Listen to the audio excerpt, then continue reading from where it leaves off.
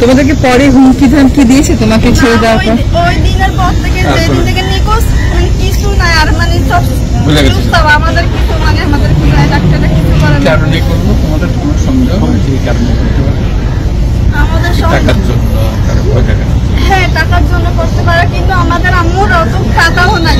মানে আমার ওরা তো বলতেছে যে গাড়িতে বলতেছিল যে টাকার সম্পত্তি, আর আমার আম্মুর নানা একটু সম্পদ আছে ওইরকম, ওইটাই বলতেছিল বারবার, মানে সব আমার আম্মুর নামে ছিল।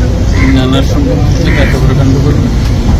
আর আমাদের হচ্ছে একটা আমরা যেখানে থাকি বসত বিরাট, ওইটার থেকে বেশিরভাগ হয়েছে। ওইটা আমরা চুড়ো থাকতে একটা কেস চলতেছিল আমাদের ওইটা নিয়ে।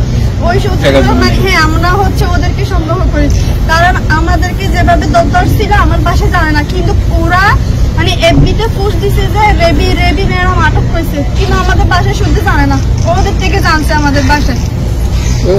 তোমাদেরকে তুলে আনার আগের থেকেই ওরা ফেসবুকে পোস্ট দিচ্ছে যে রাত দিয়ে তুলে নিচ্ছে। ওরা টাকা দিয়ে করিয়েছে।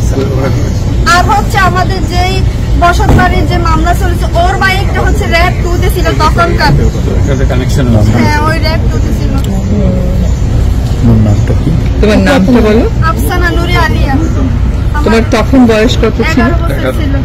আমার মায়ের নাম হচ্ছে রেজিয়া বেগম রেবি, তখনকার 39 বছর ছিল। কত সালে তোমাকে নিয়ে? 2015 সাল 9 মাস 22 তারিখ।